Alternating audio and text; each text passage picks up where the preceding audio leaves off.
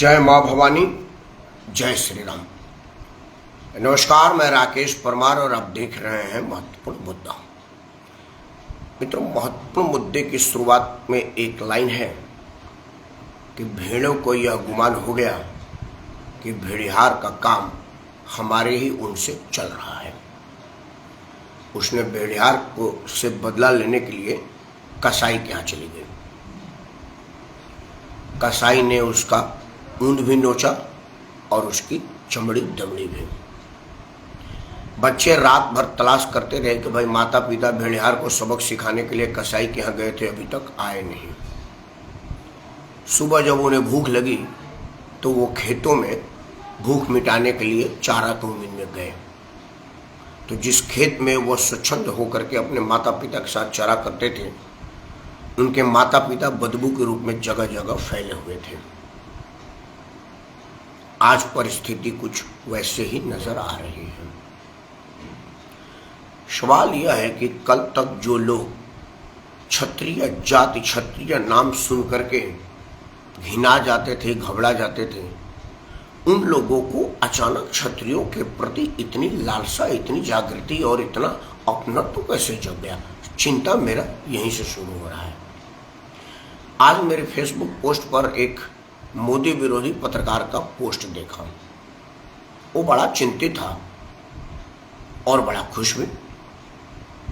बार बार वो एक शब्द का इस्तेमाल कर रहा था कि राजपूत समाज, क्षत्रिय समाज जो भाजपा का कोर वोटर है, वो आज पश्चिमी उत्तर प्रदेश में एक आयोजन कर रहा है भाजपा के विरुद्ध में।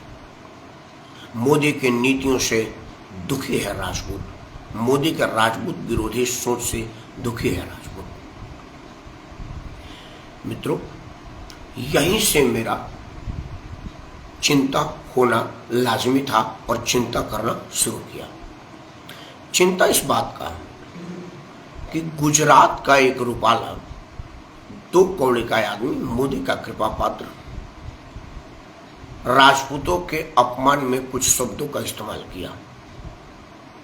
और क्षत्रिय कहां पर विरोध कर रहे हैं? उत्तर प्रदेश में। उत्तर प्रदेश के किसी नेता ने किसी क्षत्रिय समाज के विरोध में कुछ नहीं कहा, तो विरोध उत्तर प्रदेश में क्यों? गुजरात के एक नेता ने गुजरात के जमीन से कुछ शब्दों का इस्तेमाल किया जो अशोभनीय है, निंदनीय है और हम उसकी भर्त्सना करते हैं। लेकिन विरोध हम गुजरात की धरती पर करेंगे, गुजरातियों के सामने करेंगे, गुजरात के नेताओं के सामने करेंगे, उत्तर प्रदेश में क्यों? कहीं ऐसा तो नहीं कि किसी को उत्तर प्रदेश के नेता को गद्दीशीन होने से परेशानी है? भविष्य में गद्दी पर आने की आशंका मात्र से जड़ खोदने की तैयारी है और वो नहीं चाहता कि बाबा बुलडोजर नाथ गोरखपुर वाले का प्रभाव उतना बढ़े कि वो समस्त देश में प्रभावित कर दे जो अभी कर चुका है। साजिश की बदबू मेरे को यहीं से आई और मैं इसी को सूंघता हुआ यह कार्यक्रम आपके सामने रख रहा हूं। मित्रों, आपको पता है कि सांप अपने अंडे निगल जाता है, शेर नहीं। शेर को कभी अपने बच्चों को खाते देखा नहीं गया है और ना ही कभी सुना गया है कि शेर जिस बच्चे को जन्म दिया हो, पाल पोषक हो, उसी का भक्षण कर रहा हो। यह जमीन राजपूतों की है, क्षत्रियों की है। 565, 465 या 665 गिनती यहाँ नहीं है, लेकिन यह पूरी भूमि हमारी रियासत के, हमारे राजाओं ने, हमारे पूर्वजों ने राष्ट्र निर्माण में दान कर दिया। हमने अपने राजकोष दान कर दिया, अपना शान शौकत दान कर दिया, इस उम्मीद में नहीं कि हमारे दान दी गई भूमि पर कुछ आदमी ऐसे उठेंगे और हमको निर्धारित करेंगे कि हमको क्या करना है, हमारे लिए क्या करना है। आज लोग कह रहे हैं कि जिसकी जितनी संख्या भारी उतनी ऊंची हिस्सेदारी। अगर हम संख्या की परवाह किए होते तो अपने नौजवानों का सरेआम गर्दन कटने के लिए नहीं भेजे होते। गिनती शेरों की नहीं, गिदड़ों की होती है कि कौन कितना संख्या में है। आप गिनती करवाने जानते हैं तो देखा गया है कि भेड़, बकरी, कुत्ते, बिल्ली असंख्य दिखते हैं, शेर संरक्षक की श्रेणी में आता है और उसकी गिनती नहीं होती क्योंकि वो अकेले है तब भी भारी है। हमने अगर गिनती पर ध्यान दिया होता, हमें यह आशंका भी होता कि एक समय ऐसा आएगा जहां पर आदमी के मतों की गिनती होगी और वो उसी गिनती के आधार पर सरकार बनाएगा और उसकी सुनी जाएगी, तब हम अपना गर्दन नहीं कटवाते।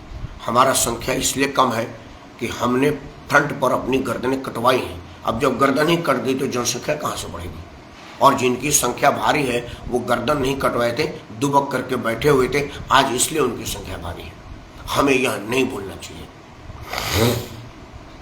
लेकिन जिस जमीन को, जिस भूमि को हमारे पूर्वजों ने अपने खून से सींच करके हरा भरा और खुशहाल किया है, हम उसको बर्बाद नहीं कर सकते। हमको पता है कि हमारी सुनी नहीं जा रही है, लेकिन उसके लिए हम शेर के शिकार को कुत्तों में बांट दें, यह भी नहीं कर सकते। मित्रों, मैं मानता हूं कि अभी की सरकार हो या पहले की जो सरकारें हों, किसी ने क्षत्रियों के लिए कभी कुछ नहीं किया। आगे भी कोई कुछ होने की उम्मीद मुझे नजर नहीं आ रही है, अगर व्यवस्था यही रही तो। लेकिन मैं चिंतित उस बात को लेकर के हूं कि अचानक क्षत्रिय प्रेम क्यों? अचानक क्षत्रियों को भाजपा से खींच ले जाने का साजिश क्यों? आप तब कहते कि भाई जब मेरा राज था तो हमने क्षत्रियों को यह किया। भाई आपने तो तिलक तराजू और तलवार उनको मारे, जूते चार किया है। आपने तो भूरे बार खत्म किया है। आपने तो सनातनियों को डेंगू मलेरिया कहा है। सनातन का सम्मान तो क्षत्रिय किया है, क्षत्रिय को से सनातन जिंदा है। क्योंकि आज तक जितने देवी देवता है आप पूज रहे हैं वो सब सनातन के देवी देवता है, वो सारे के सारे क्षत्रिय हैं। चाहे वो सिखों के गुरु हों, जैनों के गुरु हों या वाहियों के गुरु हों, जिसके भी गुरु अगर होंगे वो क्षत्रिय ही हैं। आज तक जितने देवता हैं जिनको पूज करके और कौमें जिंदा है, उसमें से कोई और किसी जाति का हो तो बताएं, वो सबके सब क्षत्रिय थे, चाहे महापुरुष हो या देवता हो। हम वहां नहीं जा रहे हैं। मैं वर्तमान परिदृश्य पे आ रहा हूं। अगर आपने कभी क्षत्रियों को कुछ किया है तो बताइए, हम याद करेंगे। लेकिन ऐसा कोई याद करने वाली चीज तो आपने किया ही नहीं है। ना तो आपने कोई उनके लिए अलग कोई व्यवस्था किया है, ना ही उनके लिए कोई अलग सम्मानजनक सीन दिया है। भाई, दलित के पास दलित प्रमाण पत्र है, मुसलमान के पास मुसलमान प्रमाण पत्र है, ओबीसी के पास ओबीसी प्रमाण पत्र है, हमारे पास कौन सा प्रमाण पत्र है? लेकिन हम इस वजह से अपनी भूमि को नष्ट कर दें, अपने जमीन को बर्बाद कर दें, उस रियासत के समावेश से बनी हुई इस धरती को नाश कर दें, ऐसा कैसे कर सकते हैं? हम यह विचार करेंगे कि भाई कहीं यह योगी आदित्यनाथ बाबा बुलडोजर नाथ को रोकने का कोई साजिश तो नहीं है। क्योंकि भारतीय जनता पार्टी अगर राजपूत विरोधी है तो कोई आज से तो है नहीं। हमारा लड़ाई क्या है? किसको सदन में भेजे? हमने राजनाथ सिंह को भेजा, हमने जनरल वीके सिंह को भेजा, हमने राजकुमार सिंह IAS अफसर को भेजा, हमने मोहन सिंह को भेजा, हमने अनगिनत क्षत्रियों को सदन में भेजा। लेकिन जब अनुसूचित जनजाति आयोग की रिपोर्ट को और क्षत्रिय विरोधी करने की बात आई तो सबसे पहले इन्हीं नपुंसकों ने हमारा विरोध किया, उसको मजबूत करने का काम किया।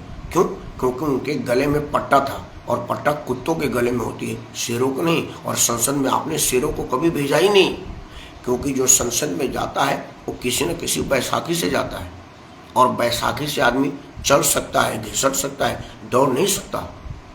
समस्या यह नहीं है कि राजपूत नेता कौन है, समस्या यह है कि राजपूतों का नेता कौन है। हमने अब तक जिनको सदन में भेजा या नेता माना वो राजपूत नेता थे, राजपूतों का नेता नहीं थे। राजपूत का नेता बनने का कोई तैयारी नहीं है। हमको जरूरत है काशीराम के। काशीराम के विचार का मैं पानी पी पी करके विरोध करता हूँ। तिलक तराजू और तलवार उनको मारे, जूते चार को मैं 1000 बार भत्सना करता हूँ और करता रहूंगा। इसको कोई स्वीकार नहीं कर सकता जो क्षत्रिय स्वाभिमानी हो, जिसमें क्षत्रिय खून हो। लेकिन यह बात से इनकार भी नहीं किया जा सकता कि काशीराम ने अपने कौम को, अपने समाज को जितना जागृत किया है, आज वजह यह है कि लोग उनको पूछ रहे हैं, उनको पूज रहे हैं। उन्होंने अपने लोगों के मन मस्तिष्क में एक निशान, अमिट छाप छोड़ दिया है। जिस तरह से उनका वोटर निशान देखता है, नाम नहीं देखता, क्या हमारा वोटर नाम देखे निशान न देखे कि संकल्प नहीं ले सकता? जिस तरह से उन्होंने कहा है कि हमको यह नहीं देखना है कि चुनाव कौन लड़ रहा है, हमें बहन जी को मुख्यमंत्री बनाना है, क्या हमें संकल्प नहीं लेना चाहिए कि हमको नाम नहीं निशान नहीं देखना है कौन कर रहा है, हमें तो बाबा को प्रधानमंत्री बनाना है? क्योंकि जब बाबा आएंगे तभी सुधरेगा। क्योंकि अब तक बाबा का ऐसा निर्णय कोई नहीं आया है जिसमें राजपूती आन बान शान न रहा हो। क्योंकि राजपूत का मतलब ही है कि वह सभी जात धर्म छत्र संप्रदाय इन सब चीज से ऊपर उठ करके निर्णय ले, और यह पूज्य योगी आदित्यनाथ में है। तो कहीं ऐसा तो नहीं कि सर्व समाज में सर्व स्वीकारता योगी आदित्यनाथ के विरोध जा रही हो, और भाजपा के अंदर जो योगी विरोधी लोग हैं वो एक मुहिम के तहत राजपूत को भाजपा के विरुद्ध खड़ा कर रहे हो, ताकि उत्तर प्रदेश में भाजपा हारे और योगी आदित्यनाथ का अगला लड़ाई प्रभावित हो। क्योंकि बाकी 400 पार की लड़ाई में तो पूरे देश भर से समर्थन आ ही रहा है। अगर उत्तर प्रदेश में कम आ जाएगा तो योगी आदित्यनाथ के राजनीति पर डेंट पड़ जाएगा। कहीं यह साजिश तो नहीं? क्योंकि अगर रूपाला के शब्द पर विरोध हो रहा है तो गुजरात से होना चाहिए, उत्तर प्रदेश से क्यों? यह सोचिए, यह साजिश को भापिए और इस पर मनन कीजिए, उस पर चिंतन करिए। क्योंकि इसके पहले हमने उत्तर प्रदेश में बहुत सरकारें देखा है। हमने देखा है कि जब सुलखान सिंह डीजीपी बनने के कगार पर थे, लाइन पर थे, और उन्हीं को बनना था कानूनन व्यवहारिक और उनके क्षमता के हिसाब से, तो उनसे कई साल छोटे मुसलमान को खोज करके उनको सुपरसीड करके उसको डीजीपी बनाया गया। अंत में न्यायालय से उनको राहत मिली और उनका विजय न्यायालय के माध्यम से हुआ। लेकिन आज ऐसा नहीं है। आज अगर प्रतिभावान क्षत्रिय है तो वो डीजीपी बन रहा है, चाहे वो सुलखान सिंह हो, ऊपी सिंह हो, चौहान सिंह हो या और कोई। आज विजय जी क्षत्रिय समाज से नहीं है, लेकिन अगर वो डिजर्विंग कैंडिडेट है तो उत्तर प्रदेश के डीजीपी हैं। आज वो ये कोई नहीं कर सकता। आज संजय प्रसाद क्षत्रिय नहीं है लेकिन गृह सचिव है।